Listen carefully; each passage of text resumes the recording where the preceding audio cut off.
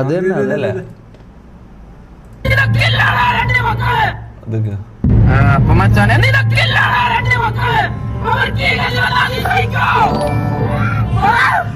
വേറൊന്നുമില്ല ചങ്കളെ. MRC എടുത്തറിയണം.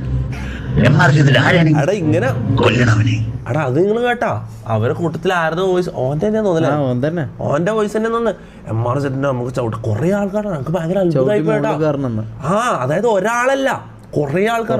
ഓന്റെ front പിന്നെ വേറൊരാള് മനസ്സിലായി. ഇവരെ മെയിൻ ആയിട്ട് ഇവരെല്ലാരും മെയിൻ ലക്ഷ്യം എന്ന് പറഞ്ഞാൽ ഞാൻ താഴണം.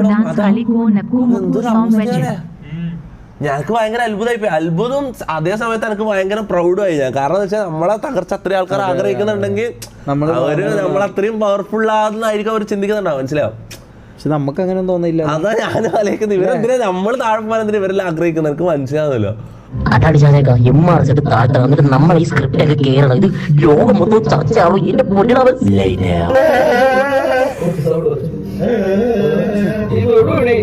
സോഷ്യൽ മീഡിയയിൽ വീഡിയോ എനിക്ക് ഇവിടെ പോകാൻ പറ്റുന്നില്ല. ഞാൻ കാണിച്ചു തരാം.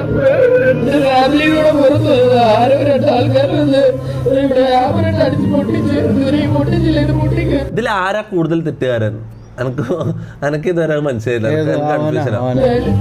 വേറെ പേരൊന്നും പറയണ്ടല്ലോ. ഈ കാര്യം ചർച്ച ചെയ്യണ്ടല്ലോ. വേണ്ട വേണ്ട ഗൈസ് ഞാനത് വിട്ടു.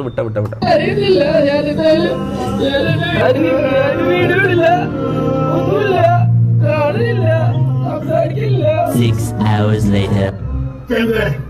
ഈ പ്രശ്നം നിങ്ങൾ എല്ലാവരും അറിഞ്ഞിട്ടുണ്ടാവും. ഈ ചെക്കനെ ആരാണ് അടിച്ചത്? ആരടിച്ചിട്ടാണെങ്കിൽ ഒരു പണ്ടം ഞാൻ പറഞ്ഞു. ഈ ചെക്കനെ സപ്പോർട്ട് ചെയ്തൊരു കാക്കയാണ്. അങ്ങനത്തെ പ്രശ്നങ്ങളൊന്നുമില്ല. അന്നെ സപ്പോർട്ട് ചെയ്ത് വീഡിയോ ചെയ്ത ഒരാളാണ്. വിക്കി മലപ്പുറം ആക്സെന്റ് ചെയ്യുന്നല്ലേ. ഉണ്ടോ പിന്നെ വിളി എന്ത് ആളെന്താടാ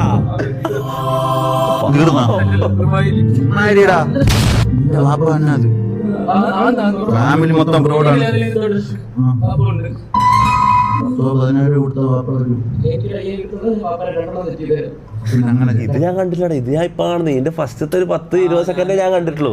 ഇത് ഞാൻ ഇപ്പൊ കാണുന്നത്. നമസ്കാരം ചങ്കളെ. ഈ ചക്കനെ വണ്ടി അടിച്ച് പൊട്ടിച്ചമാരെ നമുക്ക് കിട്ടിയിരിക്കണം. ഓന്റെ വീടിന്റെ അവസ്ഥ ഓന്റെ രണ്ടാമത്തെ വാപ്പ കിടപ്പിലാണ്, ഒന്നാമത്തെ വാപ്പ ഇല്ല. അപ്പൊ അങ്ങനെയുള്ള ഒരു ടാലന്റഡ് ആക്ടർ തന്നെയല്ലേ. അവനെ റിവീൽ ചെയ്യണ്ട. നിങ്ങൾക്കില്ലടാ മക്കളെ. ഞാനപ്പോ പറഞ്ഞുതരാം. ഞാനും എന്റെ ഫാമിലിയും കൂടി നമ്മളിങ്ങനെ പുറത്തിങ്ങനെ കറങ്ങാൻ വേണ്ടി പോയതായിരുന്നു. അപ്പൊ കാറില് പെട്ടെന്ന് ഷാജാനൊക്കെ വിളിച്ചിട്ട് ഒരു 5000 രൂപ തരാന്ന് പറഞ്ഞപ്പോ ഹലോ സോറി പിന്നെ ഞമ്മക്കോനെ കിട്ടിയിരിക്കണം. ഷാജാൻക പിടിക്കുമ്പം തൊഴിച്ചോണ്ടിരിക്കരുത് പറയണം. ഷാജാൻക മാസിക്ക നമ്മൾ ലാസ്റ്റത്തെ വീഡിയോയിൽ അത് കാണിക്കും.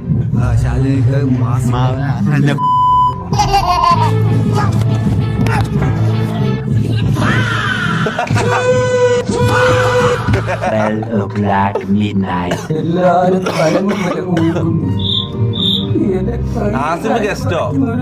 ആസിഫിനോട് ഞാൻ മുന്നേ ഒരു ദിവസം ചോദിച്ചല്ലോ ഗസ്റ്റ് വരുമോ. അല്ലാതെ നമ്മള് അടിയായിട്ടുള്ള ടൈമാ ചോദിച്ചല്ലേ. നമ്മള് ഞാനും ആസിഫും തെറ്റിയിട്ടുള്ള ടൈമാന്ന് ചോദിച്ചത്. അതിന് ശേഷം ഞാൻ ചോദിച്ചില്ല. അങ്ങോട്ട് ചോദിച്ചോ. വെള്ളത്തിൽ നിന്ന് പൊങ്ങി വന്നാ മതിയായിരുന്നു. ഞാനൊന്ന് പെടഞ്ഞ് വീട് നോക്കട്ടെ കാക്ക. നീ ഒന്ന് പെടഞ്ഞ